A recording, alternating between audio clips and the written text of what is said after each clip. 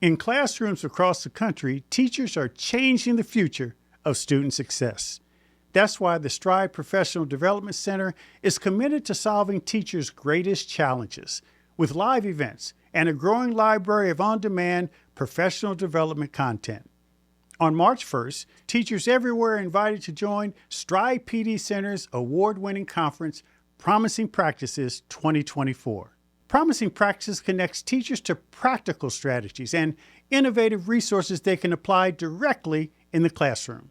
Sessions will feature topics such as instructional practices, school culture, student support, project-based learning, and more. Speakers will share resources that can be tailored across subjects and grade levels in any type of school and in every community. In addition to the live events on March 1st, attendees will also receive 1 year free access to the Stride PD Center. Learn more and register today at stridepdcenter.com. It's not about tearing anyone down. It's not about criticizing anybody. It's about giving every kid an opportunity, respecting every parent, giving educators new options, and really giving communities better opportunities to keep kids there so they can get good jobs and help that community continue to prosper into the future. Now more than ever, non-traditional learning environments are gaining popularity with parents.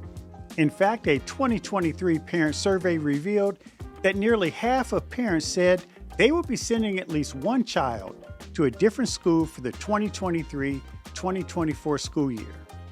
And many states are following suit, with a record 20 states saying yes to expanding school choice in 2023.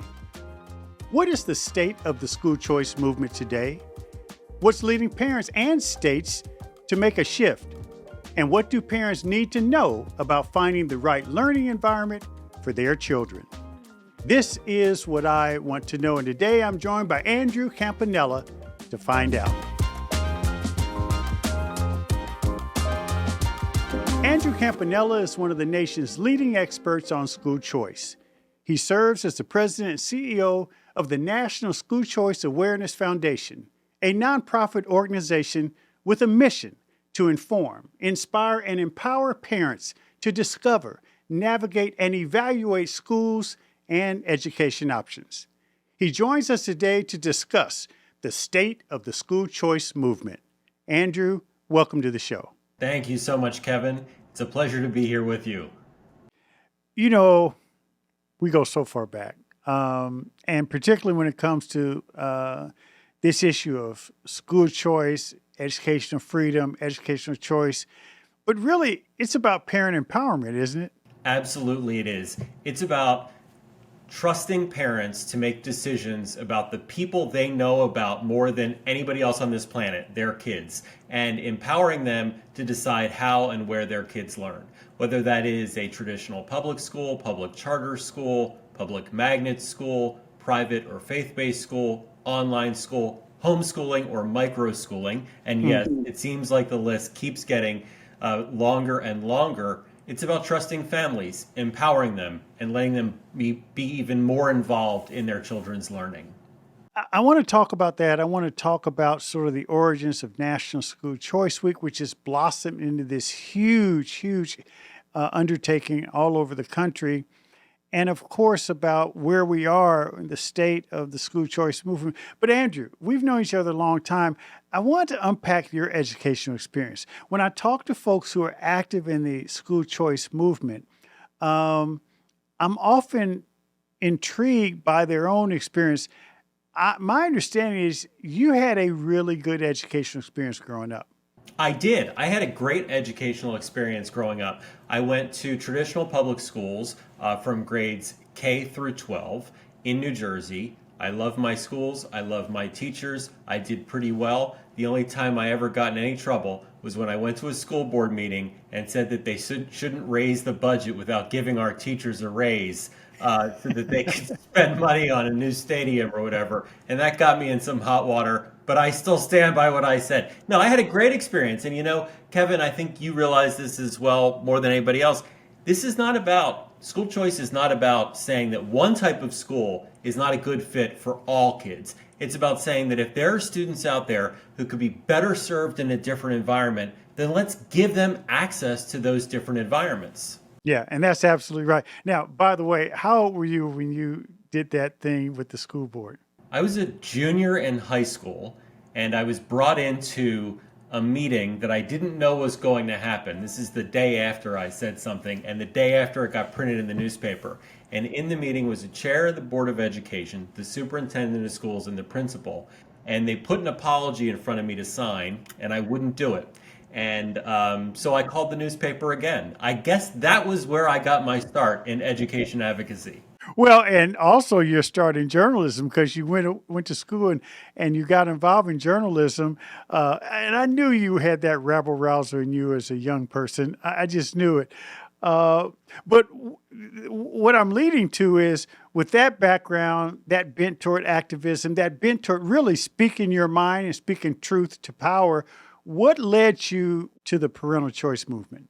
It was really accidental, and I'd like to say that there was a whole story behind this, but I was working for a while in tourism for different tourism organizations and doing marketing and communications, and I started volunteering for a program in Washington, D.C., which you know very, very well, and the program was to help kids learn about civics. And what I found when I met some of these students is that they were really struggling at the high school level on things like reading and writing, concepts that when I was a high schooler, I didn't struggle with. And it opened my eyes to the fact that while I had an education that worked well for me, a lot of other kids don't have that privilege. And so that made me realize that there is such a thing as that privilege and the ability to get an education that really works for you. And so I looked for a job in education. I worked for an organization that certified teachers for a number of years and built partnerships with school districts. And then from there, started working at another education choice nonprofit, and then on to leading National School Choice Week in partnership with the team at the Gleason Family Foundation and now National School Choice Awareness Foundation. So that's the 1-minute version of my story.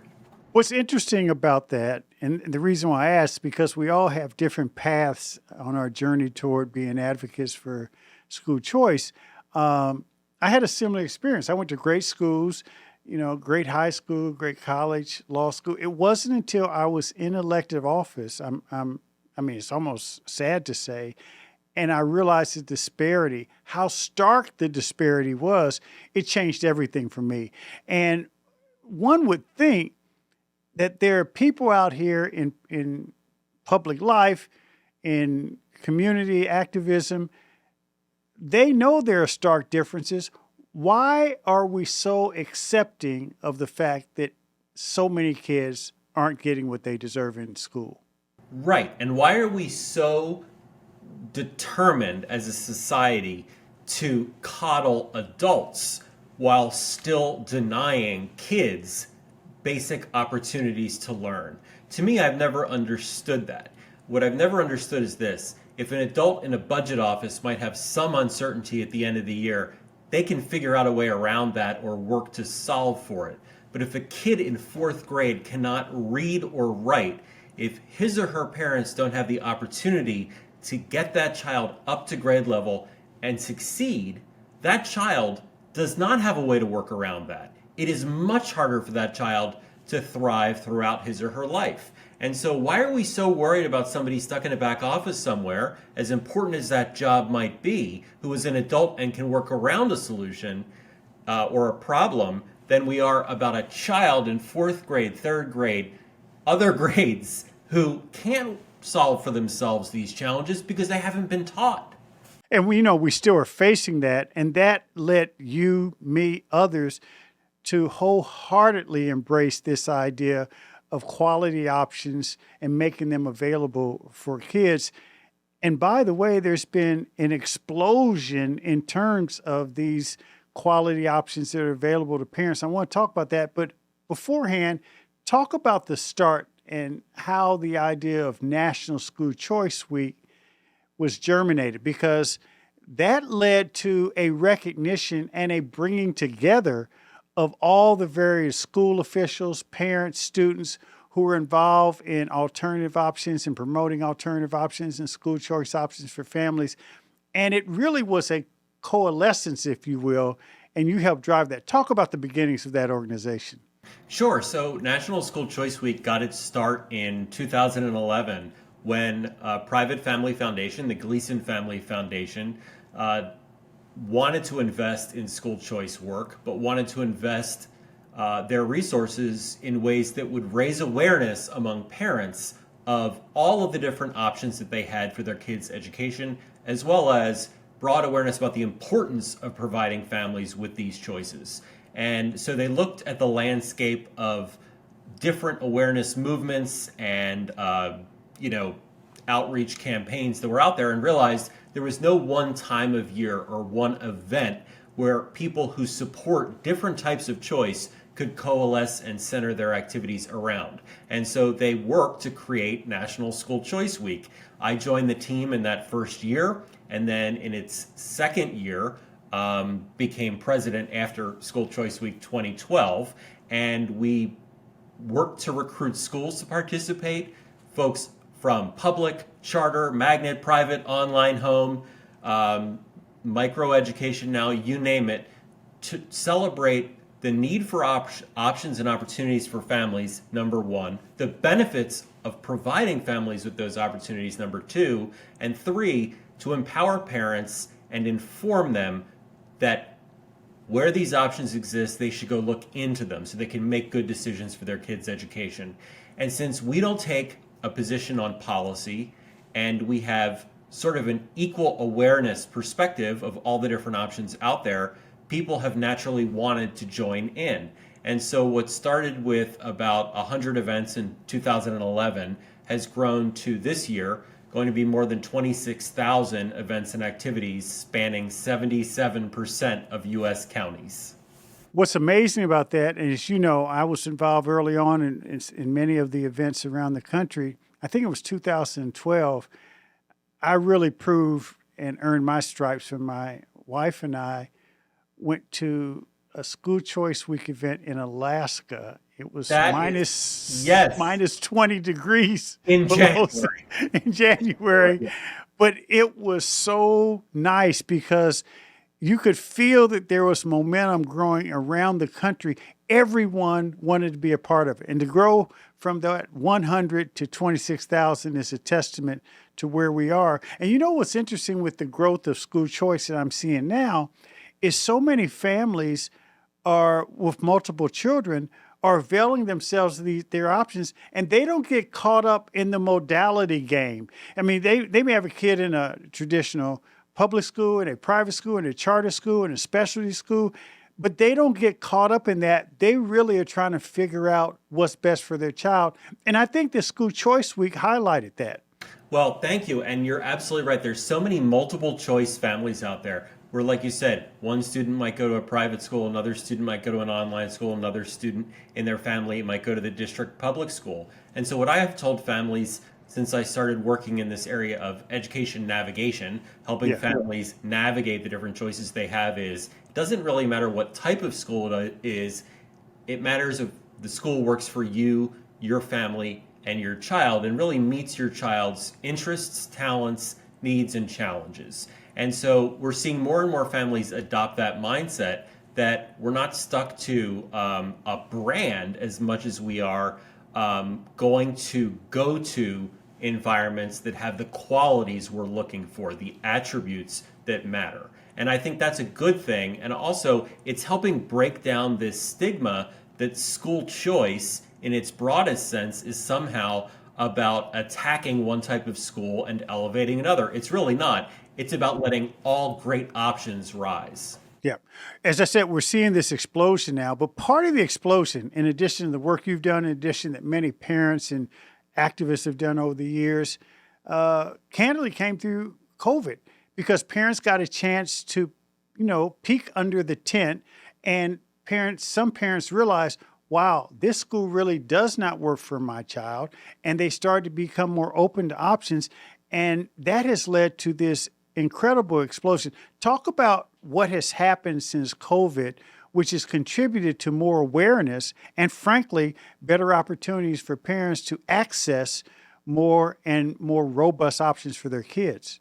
Sure. So, Kevin, I think that that's just a perfect point. It's a shame it took a pandemic to open so many folks' eyes to the need for school choice. But what COVID did was it forced every single parent across the country to look at what their kids were learning and how their kids were learning, and it forced them to do that all at the same time, which has never happened before. You've never had a singular moment where every parent has been forced to pay attention to their kids' education at the same time. And so parents did, and in some cases, they were even more appreciative of what their kids' teachers were doing. I know that teachers worked incredibly hard under incredibly difficult circumstances during COVID. In other cases, parents said, I can see why this works in a traditional bricks and mortar setting for my child, but this emergency remote learning is just not what my child will benefit from. Other families looked at their children's learning and realized there wasn't enough learning going on. And so what I think every family realized, whether or not they were happy with their child's school, thought they did a decent enough job coping with the challenges, or completely dissatisfied, families wanted or wished they at least had something else from which to choose, even if they were happy. And so that resulted in families understanding for the first time, in many cases, that school choice was the way that more communities need to go. And they stood up, they spoke out, and lawmakers listened.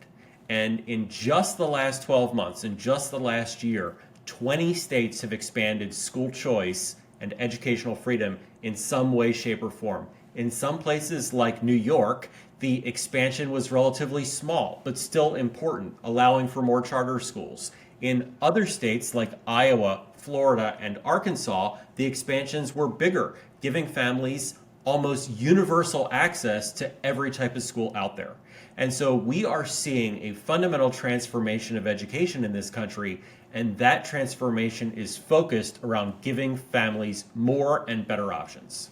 And with all of that, particularly the successes of this past year, the pushback continues. And one of the big pushbacks is that you hear from folks who just are fighting against, school choice options and want to preserve more of what I would call the status quo.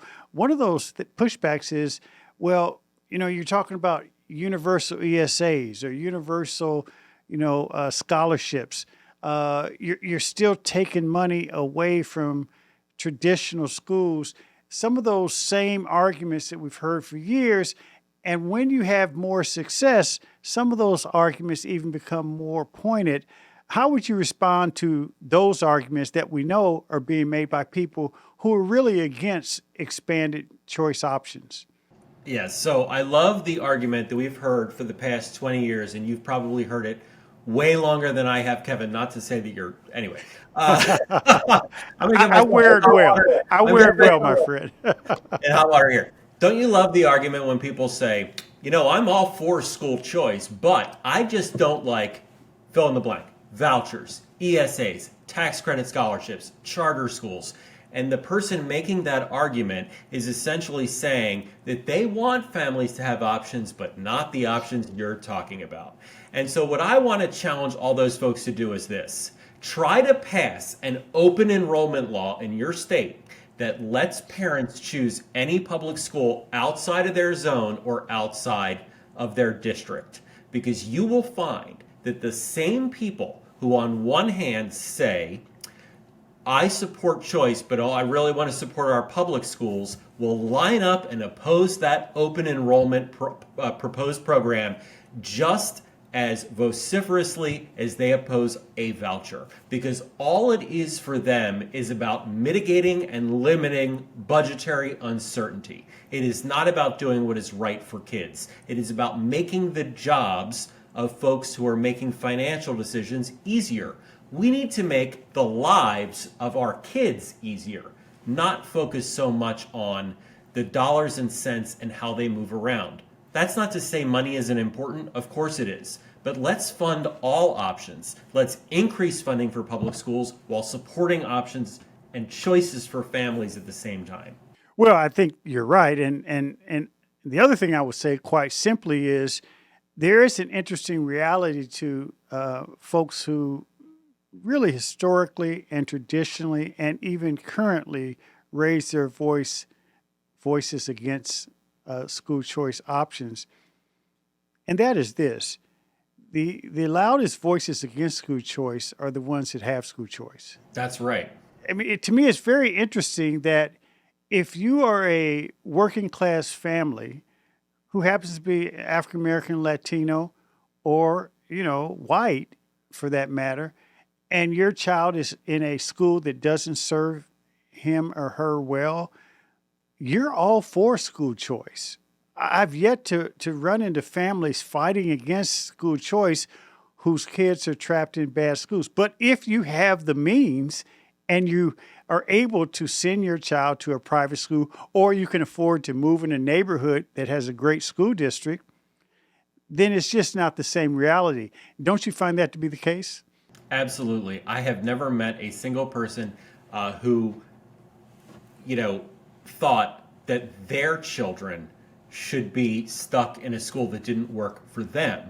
At the same time, a lot of people who oppose school choice policies want to come up with 1,000,001 excuses why another parent shouldn't have the same freedoms. And I think what we need to get down to is the humanity of all this.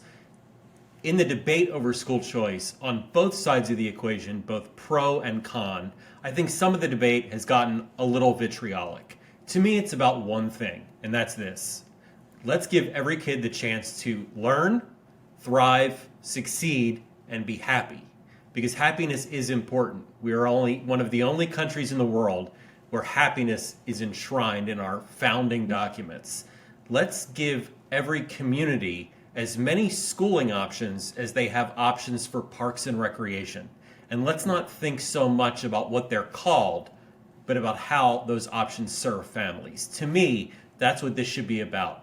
It's not about tearing anyone down. It's not about criticizing anybody. It's about giving every kid an opportunity, respecting every parent, giving educators new options, and really giving communities better opportunities to keep kids there so they can get good jobs and help that community continue to prosper into the future. Well said, Andrew. So talk to me about School Choice Week 2024. 26,000 events. I mean, in 77% of the counties. What are some of the highlights that you see coming as School Choice Week takes hold this next year? Sure. So at the statewide level across the country, we have 33 huge school fairs that we're planning in close collaboration with local and state partners. And those events will bring together all different types of options. I won't repeat them all again, to educate families about the choices they have. Parents can go from table to table or booth to booth and learn about all the different school choice options in their communities. And we're hopeful that those events will be bringing in thousands of folks, moms and dads who want to learn more about how they can exercise their options. In states that do not have as many options as families would like, there will be big, positive, celebratory rallies at state capitals, bringing kids and parents and educators together, not to protest, but to talk about why having greater opportunities would benefit them. And then schools are planning a lot of awesome events themselves. One that comes to mind for me is in Wisconsin, where a group of schools called Lumen is putting on a multi-school student service activity where kids are going to raise money for other disadvantaged kids who have cancer. Events like that show the value of schools of choice to local communities, to events that bring together school communities and let families know that their opinions matter, to information nights, to school carnivals, you name it. It is what the schools are planning and what they want to do to shine a spotlight on their work in their cities, towns, and regions. And so we're here to support them, and we're here to help raise broad awareness so that everybody knows that school choice is not only a good thing for families, but it can be positive and energizing as well. Well, and I know it's going to be amazing, and I look forward to participating in one or more of those events. One final question. This is what I really want to know, Andrew. What do parents need to know with regard to how they find the right learning environment for their child? The first thing that any parent needs to know is that you are the expert on your kids. You know more about your kids than anybody else on this planet. And so you are most qualified, the most qualified person to make decisions for your child's education. That's the first thing I'd say. The second thing I'd say is this: start now in looking for your options. Do not wait until summer break. You may have more options in your community than you think. We have a ton of resources at schoolchoiceweek.com broken down by each state, and there's no jargon or complexity because a lot of families say the process is a little bit too complicated. We're trying to make it easier. Go to our website, schoolchoiceweek.com. You can get some tips on what to ask when you visit schools, what types of schools are in your area, and there's also a school finder tool as well. So remember, you're the expert, number one. Number two, get started now. Andrew Campanella, keep doing what you're doing, and thank you so much for joining us on What I Want to Know. Thank you for being such a great friend and mentor over the years, Kevin. It's been an honor. Thanks for listening to What I Want to Know. Be sure to follow and subscribe to the show on Apple Podcasts, Spotify, or your favorite podcast app so you can explore other episodes and dive into our discussions on the future of education. And write a review of the show. I also encourage you to join the conversation and let me know what you want to know using hashtag WIWTK on social media. That's hashtag WIWTK. For more information on Stride and online education, visit stridelearning.com. I'm your host, Kevin P. Chavous. Thank you for joining What I Want to Know.